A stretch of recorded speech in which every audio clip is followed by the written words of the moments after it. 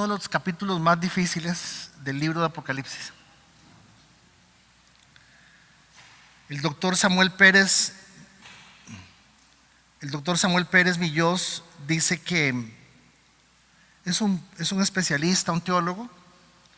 El doctor Samuel Pérez dice que una de las cosas que hacen que el capítulo sea tan difícil es la forma en que los versículos y los capítulos están puestos. Debo recordarles que cuando los diferentes libros de la Biblia se escribieron, no tenían números ni tenían capítulos. Eso empezó allá por el año de 1150. Las cosas se escribieron seguidas. Entonces, los que aprendimos a escribir a mano, decía uno, manuscrita, nos acordamos que las ideas las llevaba uno seguidas. Lástima, eso es una lástima que se haya perdido esa costumbre de enseñarle a la gente a escribir. Es más rápido, usted va escribiendo y va escribiendo rapidísimo. Mi mamá tenía una letra preciosa. Siempre le admiré a mi mamá la letra que tenía en mano escrita. Hacía unas mayúsculas bellísimas y todo el asunto. Hermanos, el capítulo 11, vamos a entrarle con mucha calma. El capítulo 11 es un capítulo que nos va a tomar tamaño rato. Exactamente hoy, estamos entrando a la mitad del libro de Apocalipsis.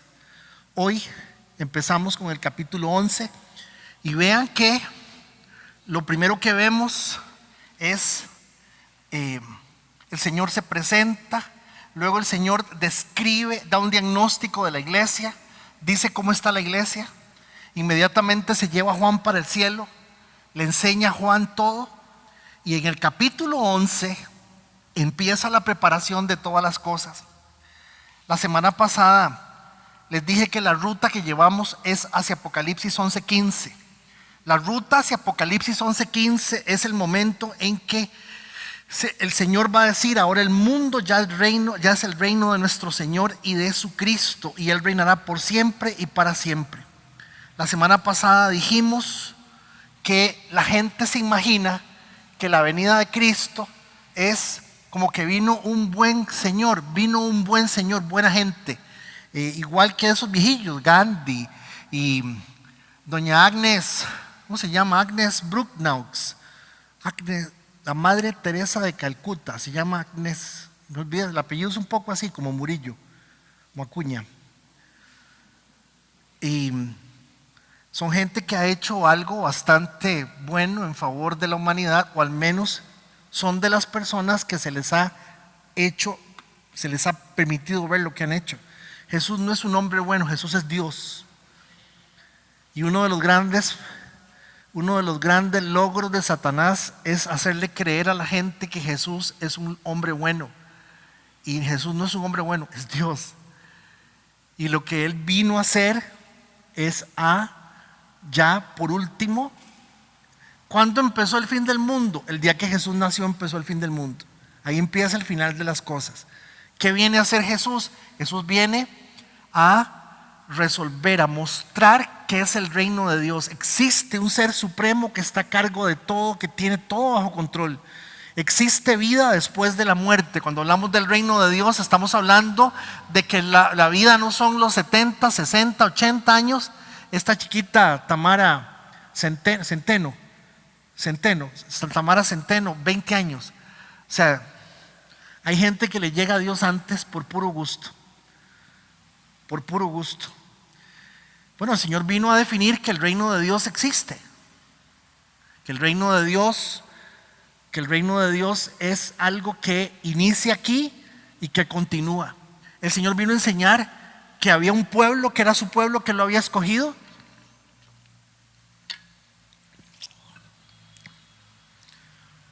Qué rico, ¿qué me echaron aquí? Vean a ver, ¿verdad?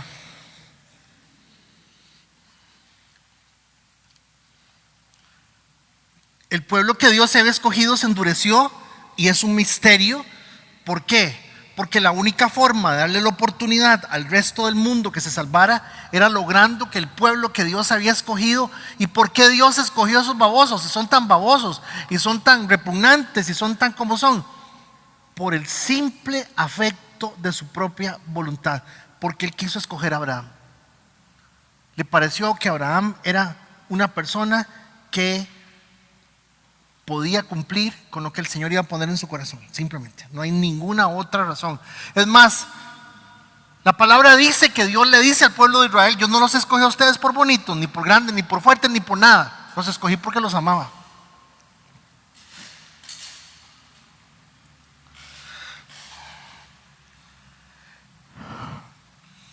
Jesús vino a enseñar qué es el misterio del arrebatamiento. ¿Qué es ese asunto del arrebatamiento? ¿De qué habla? ¿Por qué? ¿Va a haber arrebatamiento? ¿No va a haber arrebatamiento? ¿Qué es eso?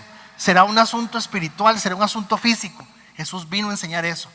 Jesús vino a enseñar que sí, en el mundo está el diablo, pero el diablo no necesita fregarse mucho cuando usted y yo tenemos el corazón como lo tenemos. Amén. El misterio de la iniquidad te implica que usted entienda que los planes del diablo son planes universales sumamente inteligentes, y que la iniquidad es no reconocer a Dios, no reconocer a Jesús, no reconocer lo que el Señor hizo, vivir la vida a partir de mis propios criterios, vivir mi vida a partir de la psicología. Y perdón, y no lo digo porque yo lo sea, lo digo porque todos hacen psicología, todos tenemos una psicología, todos nos inventamos una psicología, una forma de sentirme bien. Eso es psicología. Me invito un método para yo decir cómo es que las cosas pueden ser o no pueden ser.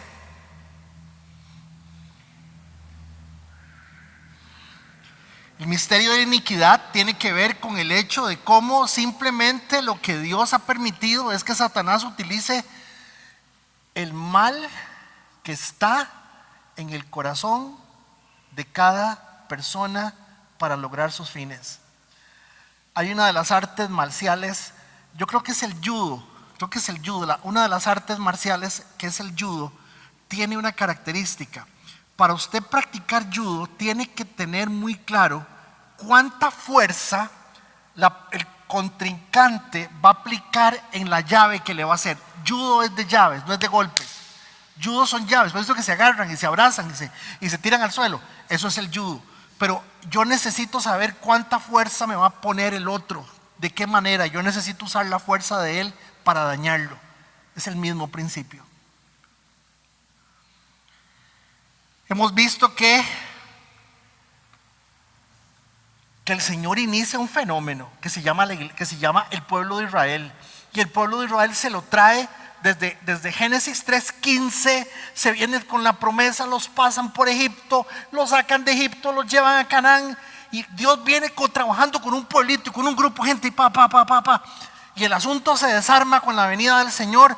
Se desarma de una u otra forma. Y el Señor dice: aquí seguimos con el mismo proyecto. El mismo proyecto es un proyecto de salvación. Se llama la iglesia. Es un fenómeno.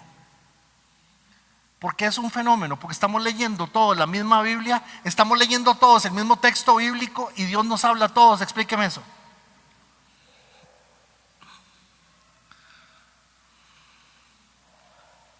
Y si yo les digo a ustedes que me den la definición, deme usted la definición dígame para usted qué es ser una persona santa. De todos van a decir un montón de cosas diferentes. Pero cuando se trata de que el Espíritu Santo trabaje con todos, el fenómeno de la iglesia es la oportunidad de crecer juntos a partir de la presencia del Espíritu Santo que está formando nuestra alma en esta tierra. Entonces, ese es el misterio del cuerpo de Cristo. Eso es un fenómeno. Eso es algo totalmente impresionante. ¿Por qué? Mientras, y se lo digo con conocimiento de causa, mientras una persona en la calle necesita que le digan palabras como empodérese. Ya deje de estar pensando en todo el mundo y empiece a pensar en usted. Lo importante es usted. Ya invirtió usted su vida en otras personas y usted no puede ya seguir viviendo así. Usted tiene que vivir su vida, su propia vida. Vaya, disfrute, baile, cásese, búsquese un hombre, una mujer. Mientras en la calle le dicen a usted cómo tratar de alegrarse y ser feliz, la palabra de Dios le dice a usted que el fin de la vida no es la felicidad, jamás. Que el fin de la vida ni siquiera somos nosotros, es la gloria de Dios. Y que cuando Dios recibe su gloria, a usted y a mí nos va bien en la vida.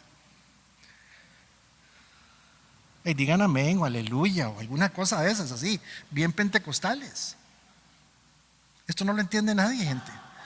Porque ahora usted en las iglesias lo que tienen que decir es que usted es un vencedor. Usted es un conquistador. Usted nació para lograr sus sueños. Usted nació para lograr sus metas. Usted está aquí porque usted va a hacer y lograr en su vida y vencer. La Biblia lo que dice es que en el momento en que usted entiende que su vida refleja la gloria de Dios, usted queda en segundo plano. Y lo que va a cumplir Dios en su vida es el propósito de Él con usted. Pero eso no suena tuanis. Pues que eso es lo que dice la palabra de Dios. Hay un misterio fascinante. El Señor lo compara con el matrimonio, el misterio de la relación de Cristo y la iglesia, el misterio del Espíritu Santo y la plenitud de la grandeza del Creador habitando en el corazón de cada una de las personas. El misterio de la encarnación de Dios regresando a su gloria. Jesús vino a enseñarnos misterios. Es más, técnicamente es más importante que usted pueda entender estas cosas que le acabo de mencionar, que las mencionamos la semana pasada, que usted pueda decir que por qué razón la Biblia dice que las langostas que aparecen en el libro de Apocalipsis tenían cola de escorpión y cabeza de león.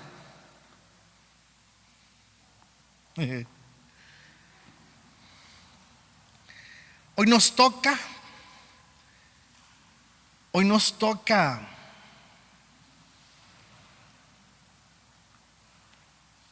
el capítulo 11, pero el capítulo 10 de la semana pasada vimos que había un ángel. Ese ángel venía con un libro en la mano y que ese librito era lo que seguía, la revelación de lo que seguía, la parte de lo que seguía, la parte en donde se mostraba qué iba a pasar, porque venimos hablando del mundo y la destrucción del mundo, todo lo que el mundo todo lo que la gente finalmente va a pasar, terremotos, el mar se va a convertir en sangre, la luna en sangre, las islas se van a correr, las montañas se van a correr y los bichos y monstruos y todo lo que hemos visto hasta ahora. Pero también en esta parte, a partir del capítulo 10 y el capítulo 11, empezamos a ver que ya empiezan a mencionarse fechas, nombres de personas, nombres en el sentido de que se dice quiénes para cada lado y quiénes van para acá y quiénes van para allá. El ángel dice, ahora sí, ok, llegó la hora. El ángel levanta la mano derecha y dice, damas y caballeros, les juro por Dios que de hoy no pasamos. Eso es lo que el ángel está diciendo. Les juro por Dios que de hoy no pasamos. Y cuando un ángel está jurando por Dios, está jugando el pellejo. O sea que lo que está diciendo es verdad. Capítulo 10. Dios le dice a Juan, vaya donde ese ángel y pídale a ese ángel que le regale el rollo que él trae. Él se va donde el ángel, le dice que por favor se lo dé, se lo pide. Y claro, el Juan termina comiéndose el rollo. Y vimos que esa figura es una figura del Antiguo Testamento, donde cuando se preparaba un profeta, la profecía de lo que él iba a decir tenía que comérsela para que él dijera solamente lo que Dios había dicho. Básicamente esa era la figura. Una de las cosas más importantes que también vimos la semana pasada alrededor del tema del libro de Apocalipsis y alrededor de lo que el mismo libro dice. ¿Qué es lo que el mismo libro dice? Dice que hay gente que viendo todas las señales y viendo todas las cosas tan espantosas que se van a pasar, sufriendo, viendo que se le muere la familia, viendo que se les muere en todo el mundo, dice que hay gente que...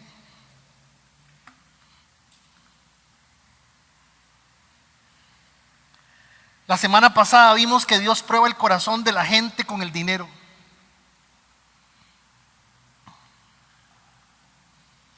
¿Qué es lo que dice el capítulo 21 del libro de Job? La semana pasada vimos que el futuro, la tranquilidad, la herencia, revela sobre qué está puesta nuestra propia seguridad. También vimos la semana pasada que el Salmo 10:5 nos enseña que lo económico, el dinero, no necesariamente siempre es sinónimo de bendición. Eso lo vimos la semana pasada. Entonces, vamos a entrar al capítulo 11 en este momento. Pero para entrar al capítulo 11, señoras y señores, es necesario entender los conceptos que vamos a encontrar en el capítulo 11. Y esos conceptos, de alguna forma, tienen que ver con lo que Dios le ordena a Juan que haga. Dios le ordena a Juan que haga una medición, que mida el altar, que mida el templo y que cuente los adoradores.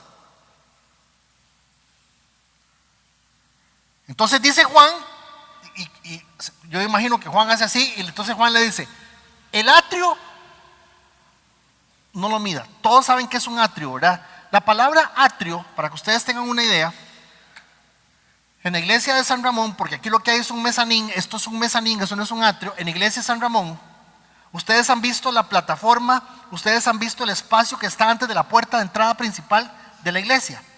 Eso se llama el atrio. Entonces, en el templo habían varios atrios. Estaba el templo y estaba el atrio de los gentiles, el atrio de las mujeres, y no podían pasar de ahí.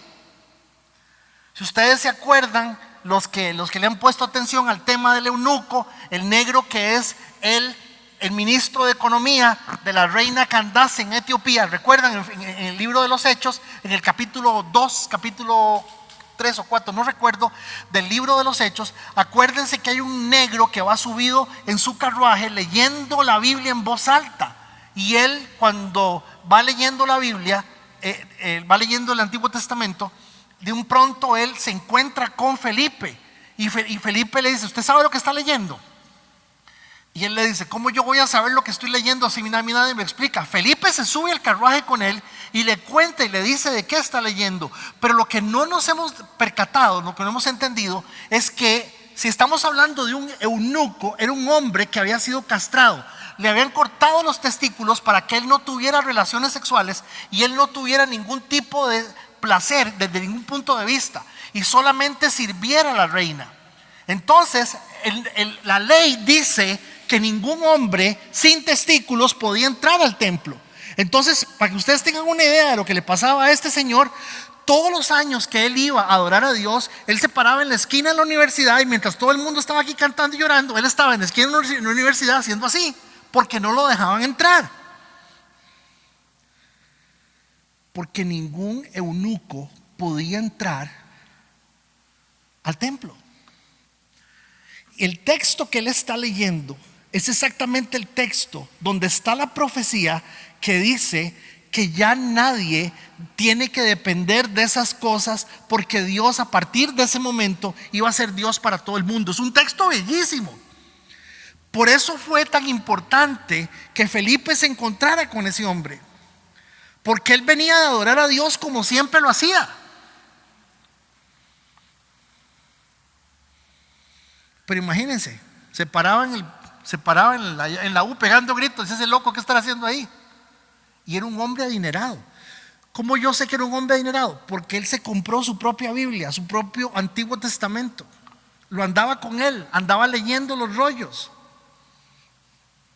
Eso no lo tenía nadie, eso era sagradísimo, y aparte de eso carísimo, eran rollos. Dice carruaje. Entonces es muy importante que podamos ir entendiendo algunos aspectos de cuando Dios le pedía al pueblo de Israel que midieran cosas. ¿Por qué? ¿Para qué?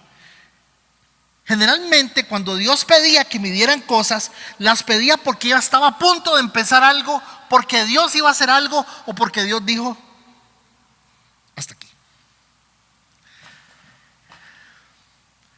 Me parece muy bonita la versión Nueva Traducción Viviente por la estimación que hace de las fechas. El 28 de abril, durante el año 25 de nuestra cautividad, 14 años después de la caída de Jerusalén, el Señor puso su mano sobre mí. En una visión que provenía de Dios, Él me llevó a la tierra de Israel y me puso sobre una montaña muy alta. Desde allí pude ver hacia el sur lo que parecía ser una ciudad. A medida que me acercaba, había un hombre de pie junto a una puerta de entrada y su rostro brillaba como el bronce.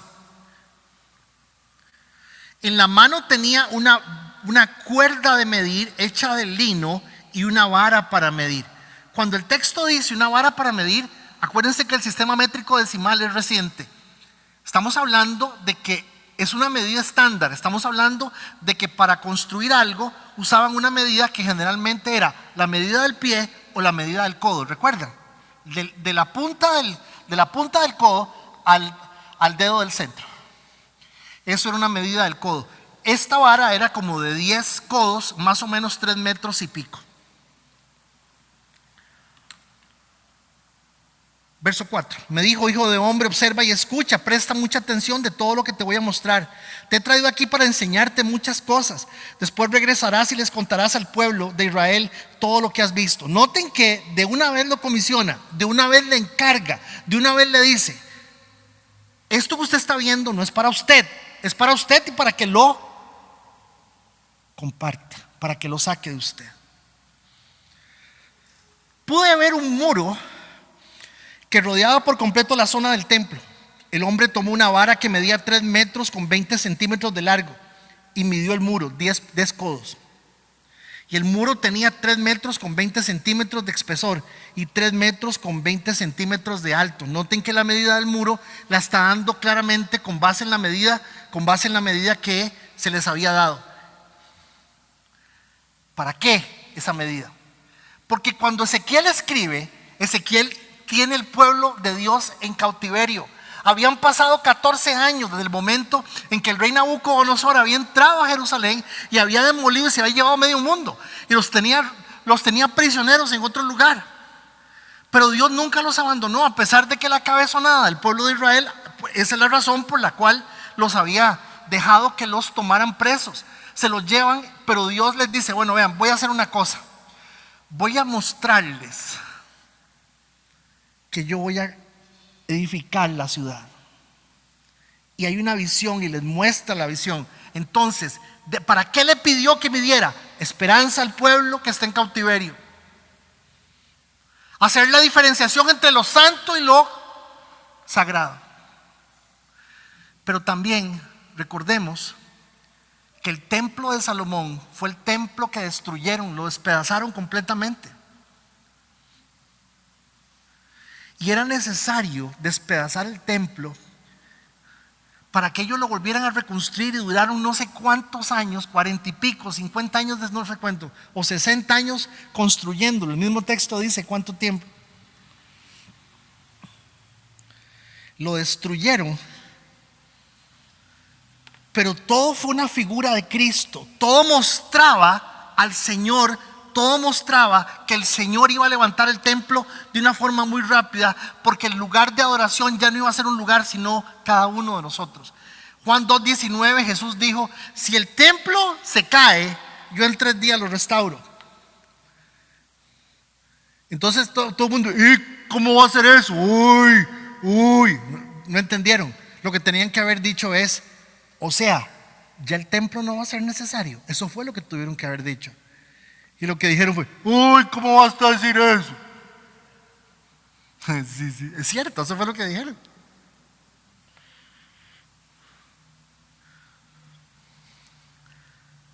Ya los lugares no eran necesarios. La presencia de Dios ya no iba a estar en un lugar. La presencia de Dios no estaba ya metida en un lugar, y que ya la presencia de Dios iba a estar con cada uno de nosotros. Primera medida. Segunda medida, libro de Zacarías. El nombre Zacarías no es un nombre casi como para ponerle un chiquito. Un poquillo feo el nombre, pero es un nombre muy bonito. ¿Saben qué Zacarías significa? Dios te hace recordar. Qué bonito ese nombre. O qué bonito lo que el nombre significa. Porque que le digan a uno saca,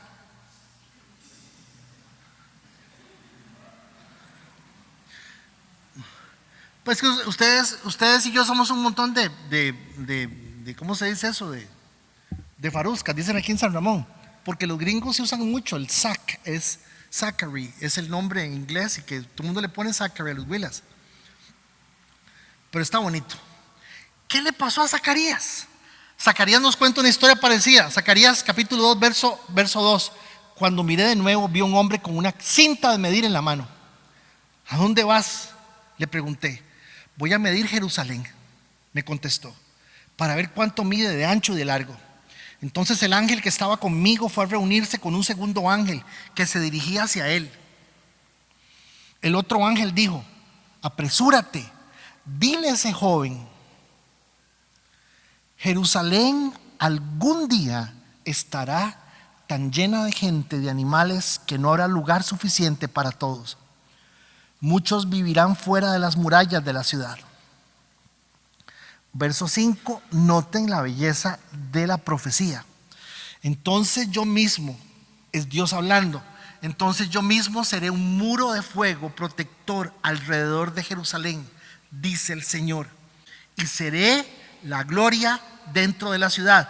¿Cómo empieza esta profecía? La profecía empieza vi a un hombre con una cinta de medir en la mano. ¿Lo están viendo?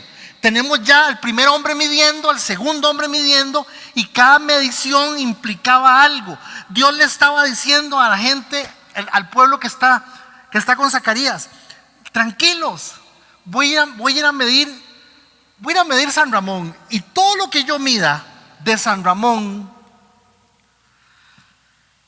seré yo un muro de fuego protector alrededor de San Ramón, dice el Señor. Y todo lo que esté adentro de ese muro va a prosperar. ¿Ahora sí me entendieron? Porque era importante medir. Era importante medir porque al hacer la medición, todo lo que quedara dentro de las paredes, Dios sabe lo que tiene. Dios sabe quiénes son de Él. Dios está delimitando lo que quede, Palmares y Zarcero. No.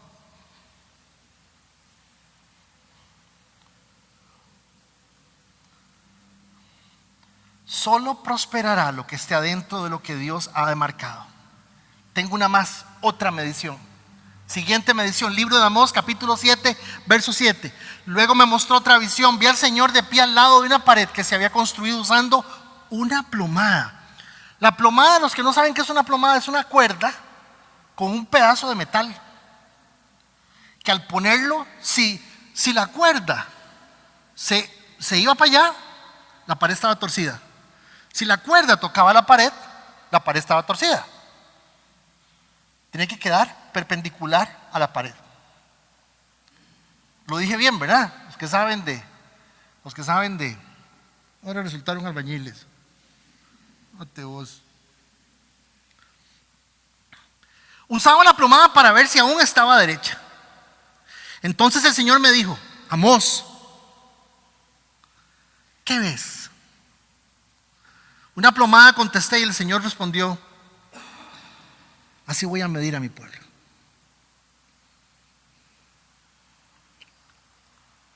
Voy a medir a mi pueblo. Probaré a mi pueblo con esa plomada y ya no pasaré por alto sus pecados. ¿Ven la medida? Tenemos varias medidas: medida de esperanza, medida de protección. ¿Y por qué tengo que enseñarles esto? ¿Cuál es la razón que debo de enseñarles esto? De que esta última medida, la medida de juicio, de examen, ¿por qué tengo que enseñarles esto? Porque a Juan resulta y sucede que nuestro amigo Juan luego, 11:1, luego me fue dada una vara para medir y me fue dicho: ve y mide el templo de Dios, el altar, y cuenta el número de los adoradores. O sea, al entrar al capítulo 11, noten que ya el asunto no es con el mundo, ya no el asunto no es con los bichos raros, con los ángeles destruyendo, ya el mundo está sentenciado. La pregunta es: ¿quiénes se salvan? ¿Quiénes van a pasar por estas cosas? Noten que la medición se está dando, damas y caballeros, noten que la medición se está dando casi como una advertencia previo a lo que sigue. Y claro, sencillo, me fue dada una vara para medir, ve y mide el templo de Dios y el altar y cuenta el número de adoradores. Esto de que mide el templo de Dios es interesante. ¿Por qué es interesante? Sí, porque el templo fue destruido en el año 70 y estamos hablando de que Apocalipsis se escribe en el año 90. Ya habían pasado 20 años. No, pero es que usted está equivocado.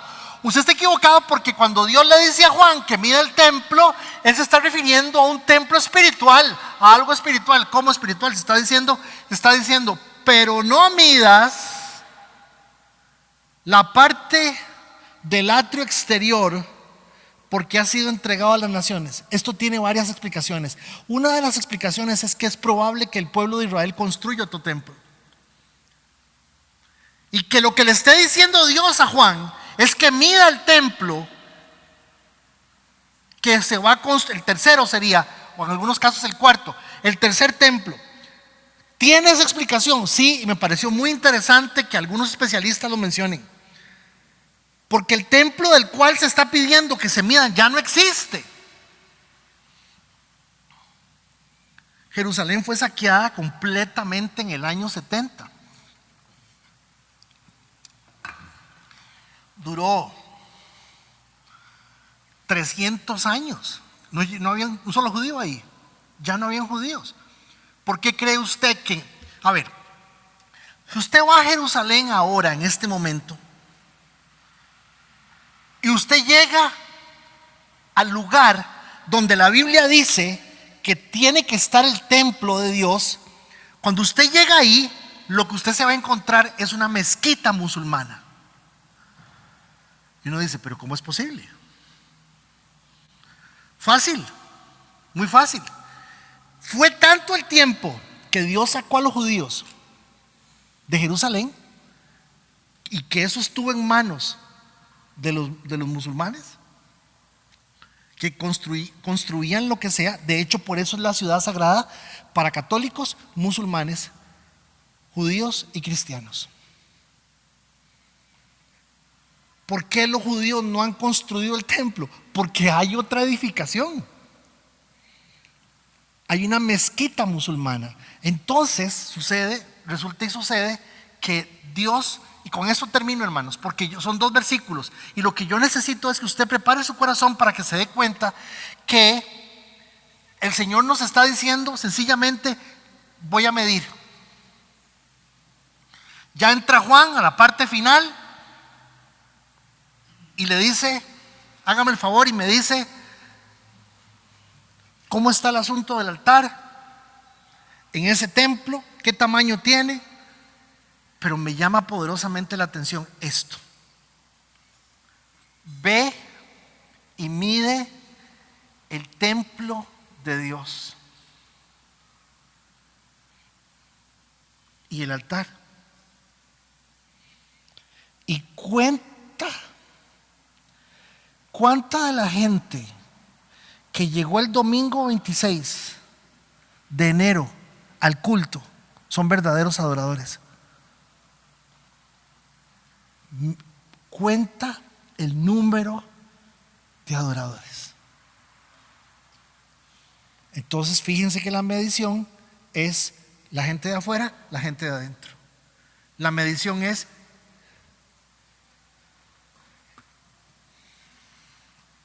lo sagrado y lo profano.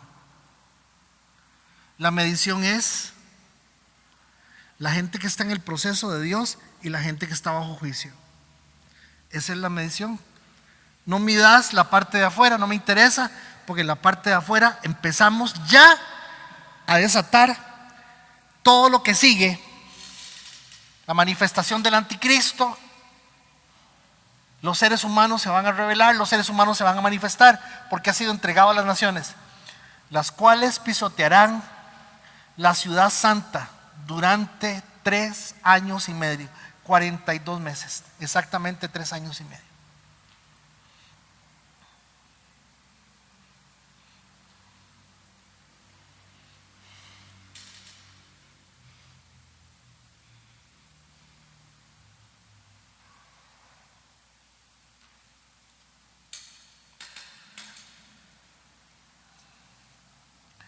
Pero ¿de qué se trata esa profecía?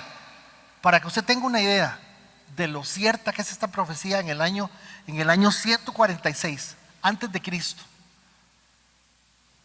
Antíoco Epífanes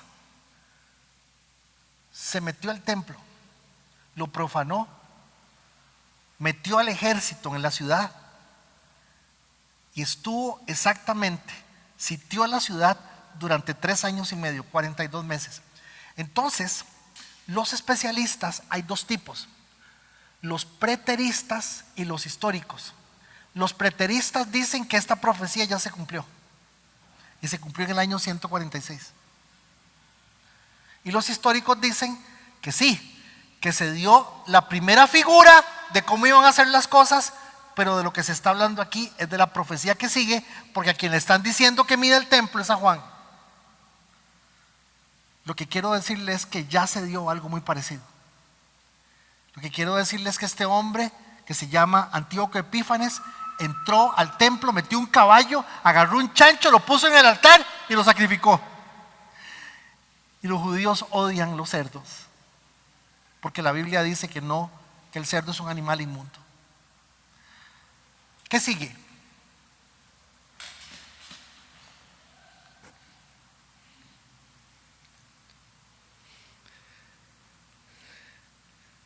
Gente que usted y yo amamos, gente muy buena, afirma la iglesia va a ser levantada. Gente muy buena dice que no. Que viene un examen, pero la profecía es: no todo el mundo se va a salvar, solamente los que estén adentro de la medida del templo del Señor y sean los adoradores, sean la gente que está adorando a Dios. Yo no estoy hablando de cantar es muy fácil. Yo estoy hablando de gente que tiene a Dios por encima de todo en su vida y que la única excusa que tiene para faltar a todo es Dios. 2 versículos. Vean qué. Es más, quieren que les diga una cosa. La experiencia de la medición del altar, el templo y el atrio se daba para el Yom Kippur, el día de la expiación. Se daba un ritual donde la medición del altar era para ver como cuántas cosas cabían en el altar, qué se podía poner, qué no se podía poner. Hay un trasfondo en todo esto, pero usted no necesita que yo le diga a usted historia. Lo que sí quiero que usted me entienda es que a partir de ahora lo que el Señor nos va a mostrar es cómo Él va a proteger la iglesia. La levante, se la lleve, la deje, Dios la va a proteger.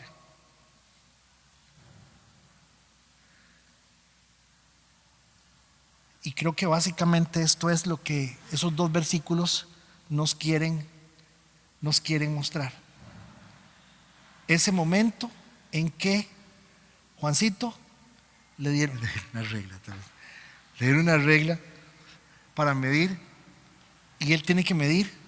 Es más, está midiendo exactamente lo que no hay que medir. ¿Estamos, hermanos?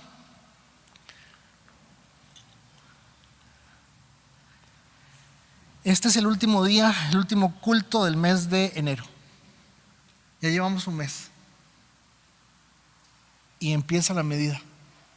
Porque lo que sigue es exactamente O usted está aquí viendo lo que todo el mundo está viendo, o está viendo lo que a todo el mundo le está pasando. Y me parece a mí que eso es lo que Dios quiere que nosotros entendamos. Señor bendito, gracias. Te doy gracias, Señor, por la oportunidad de poder compartir esta palabra con mis hermanos.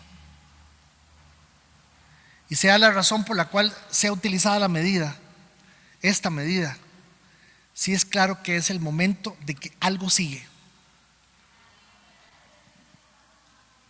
Y eso es lo que tenemos que entender.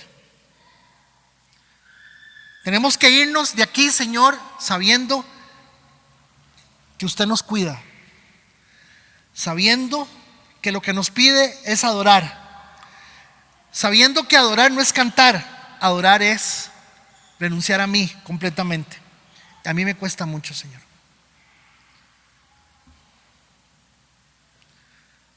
Me toca a mí hablar lo que la palabra de Dios dice, pero mis hermanos no saben que hay cosas de estas cosas que son muy difíciles también para mí. Háblanos a todos, Señor, y permite que podamos ver genuinamente lo que viene, lo que hay, lo que está sucediendo. En el nombre de Jesús.